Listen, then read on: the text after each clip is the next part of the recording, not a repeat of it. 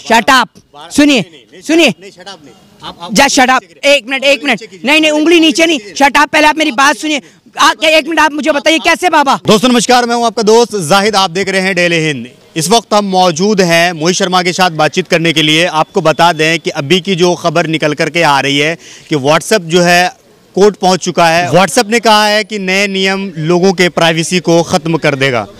मेरे साथ इस मुद्दे पर बातचीत करने के लिए मोहित शर्मा जुड़े हुए हैं। मोहित शर्मा से हम जानने की कोशिश करेंगे कि जिस तरीके से सरकार नियम लेकर के आ रही है, सरकार तो हालांकि ये कह रही है कि जो हम ये नियम लेकर के आ रहे हैं, जिस तरीके से लोग जो है भड़काऊ पोस्ट वगैरह सोशल मीडिया पे डालते हैं, उसको हम रोकथाम करने के लिए ये नए नियम लेकर के आए हैं। लेकिन जितने भी सोशल मीडिया हो, इंस्टाग्राम हो, फेसबुक हो, उसके बाद व्हाट्सएप हो, उनका कहना है कि जो लोगों के निजी जो अधिकार है उसका हनन है। सबसे पहला सवाल मेरे साथ मोहित शर्मा आपसे ये कोशिश करना चाहूँगा कि जिस तरीके से सरकार जो अभी एक गाइडलाइन लेकर के आई है व्हाट्सएप, फेसबुक, इंस्टाग्राम के लिए, उस पर जो है व्हाट्सएप, फेसबुक, इंस्टाग्राम एतराज़ जता रहा है, कह रहा है, ये बताया जा रहा है, व्हाट्सएप ये कह रहा है कि इससे जो है जो लोगों के जो प्राइवेसी है वो ख़त्म हो जाएगा। देखिए बिल्कुल व्हाट्सएप जो है वो बिल्कुल सही कह रहा है, और 95% जो लोगों की प्राइवेसी है वो जो उसका डेटा जो है वो पहुंच जाएगा, गवर्नमेंट के पास पहुंच जाएगा। और बहुत सारी लोगों की पर्सनल चीज़ें होती हैं, बहुत सारी पर्सनल फ़ोटोज़ होती हैं, फोटोग्राफ्स होते हैं जो कि गवर्नमेंट के पास पहुंच जाएंगे। और इससे सरासर नुकसान ये है कि अगर किसी की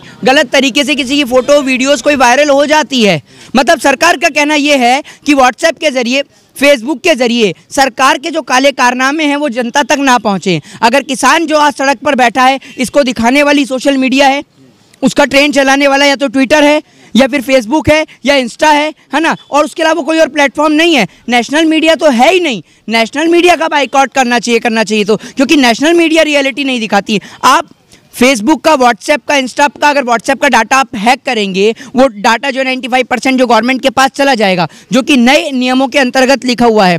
हमारे देश के कोई आईपीसी में, आर्टिकल में नहीं दे रखा है इस बात का जिक्र कि आप किसी का पर्सनली डाटा अपने पास रखें। आप किस आर्टिकल आईपीसी के तहत वो पर्सनली डाटा अपने पास रख रहे हैं? इससे निजी अधिकार का हनन है।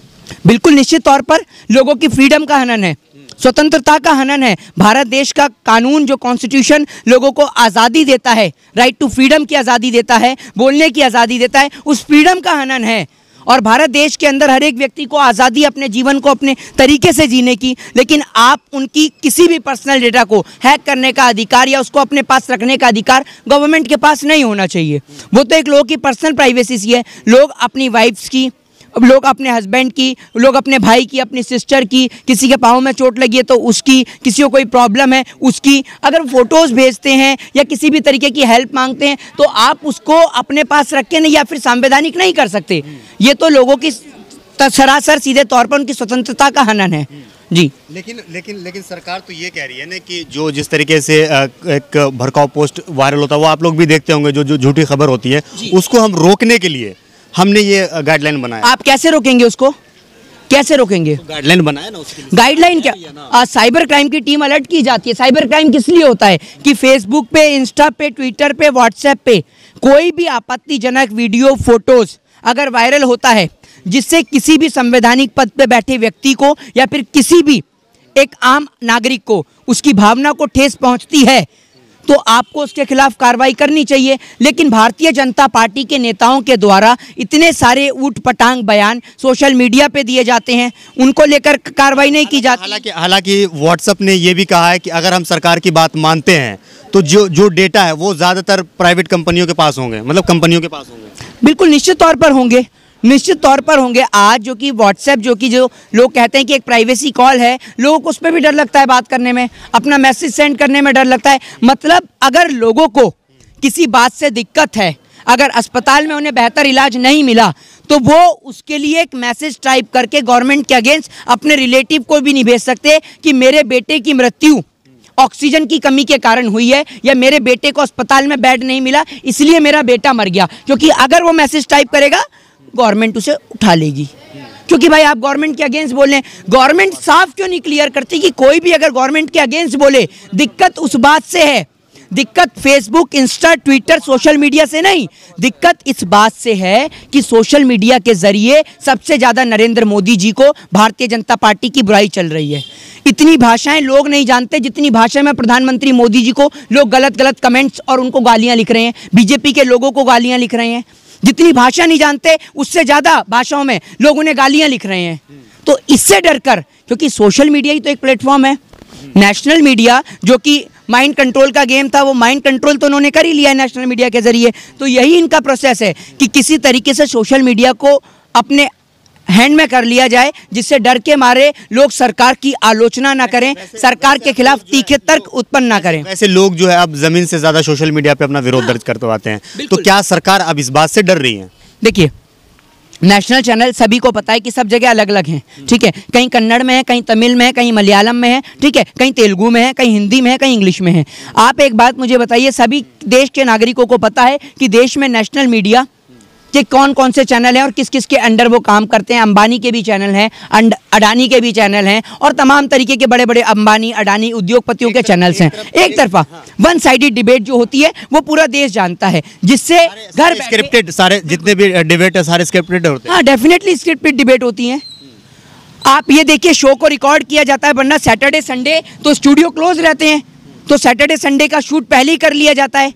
सैटरडे संडे तो क्लोज रहता है, तो सैटरडे संडे का शूट पहले से कर लिया जाता है, जिसको नेशनल चैनल पेश करता है नेक्स्ट डे, तो वो तो स्क्रिप्टेड हुआ, उसमें जो भी कट होता है। ये चीज़ आप दावे के साथ कैसे कह सकते हैं कि जो भी नेशनल चैनल के अंदर डिबेट होता है वो सारे स्क्रिप्टेड है? ये आप दावे के साथ दावे के साथ इसलिए बोल सकता हूँ कि मैं नेशनल चैनल पे नहीं गया, नेशनल चैनल पे नहीं गया। मैं नेशनल चैनल पे आप गए हैं, क्या देखा आपने?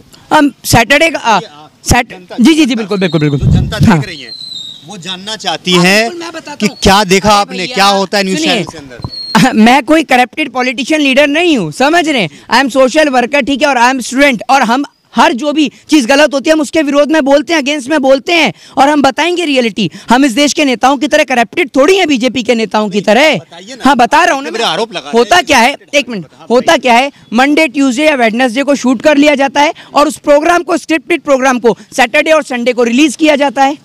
हम नहीं गए कि हमारे पास पुख्ता प्रूफ है, उसका वीडियो रिकॉर्डिंग्स हैं भाई। आप लोग तो ऐसे भी कहते हैं कि प्रधानमंत्री मोदी जो इंटरव्यू देते हैं वो भी स्क्रिप्टेड है। तो प्रधानमंत्री मोदी जी लाइव में आए ना, लाइव कॉन्सेप्ट में आए किसी भी मंच पे, ऑल ओवर इंडिया की स्टेज, ऑल ओवर इंडिया की स्टेट जो उनको पसंदीदा हो, जहां उनको लगता है कि यहाँ पर उनका सबसे अच्छा वोट बैंक है, वहां से लाइव आए और देश की जनता से सीधा सवाल करें, देश की जनता उनसे सवाल पूछे। अभी देश में जो है क्या नाम है, एक व्हाट्सएप, इंस्टाग्राम, फेसबुक का मुद्दा चल रहा है, उसके ऊपर आपने एक देखी होगी कि बाबा रामदेव का भी मुद्दा चल रहा है। तो लोगों का कहना, मतलब जो विपक्ष के लोग हैं वो ये कह रहे हैं कि जो ये सारा मुद्दा चल रहा है, दरअसल जो कोविड से लोग मर रहे हैं उससे ध्यान भटकाने के लिए, सीधे तौर पर यह मुद्दा कोविड से ध्यान भटकाने के लिए, तमाम जो लाशें जो गंगा से काली करतूतें बाहर निकल के आ रही हैं, उन काली करतूतों पे पर्दा ढकने के लिए किया जा रहा है। किसान ने आज काला दिवस मनाया, हमने भी किसान के तौर पर आज दिन में काले झंडे अपने बाहर लगाए, घर के बाहर लगाए, और तमाम देश के लोगों ने लगाए,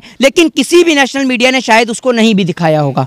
मैं कह नहीं सकता, बाकी मैंने, क्योंकि मैं नेशनल चैनल नहीं। बाबा रामदेव उसके बारे में अभी जो है IMA ने क्या नाम है, प्रधानमंत्री मोदी को चिट्ठी लगाया और कहा है कि बाबा रामदेव के ऊपर जो है देशद्रोह का मुकदमा दर्ज होना चाहिए। IPC की धारा 124A जो राजद्रोह का मुकदमा दर्ज करती है, उसके खिलाफ, उसके अगेंस्ट बाबा रामदेव पे डेफिनेटली देशद्रोह का मुकदमा, राजद्रोह का मुकदमा दर्ज होना चाहिए, क्योंकि ना जाने कितने डॉक्टर्स ने, सबसे पहले सैल्यूट करता हूं उन डॉक्टर्स को जो अभी भी हमारे देश की सेवा में लगे हुए हैं। कितने दिन वो अपने घर नहीं गए, और कितने डॉक्टर्स ने अपनी जान खो दी, सरहद पे देश के जवानों ने अपनी जान खो दी, NDRF के जितने हमारे ऑफिसर्स हैं उन्होंने अपनी जान खो दी, और तमाम तरीके के हमारे डॉक्टर्स, हमारे ऑफिसर्स जिन्होंने इस कोविड काल के दौरान अपनी जान को दांव पे लगाकर दूसरों की जान बचाई, उन लोगों को सैल्यूट है। और बाबा नहीं, बिजनेसमैन रामदेव जैसे बिजनेसमैन, शट अप, सुनिए जा, शट अप, एक मिनट, नहीं, उंगली नीचे नहीं, शट अप, पहले आप मेरी बात सुनिए। एक मिनट, आप मुझे बताइए कैसे बाबा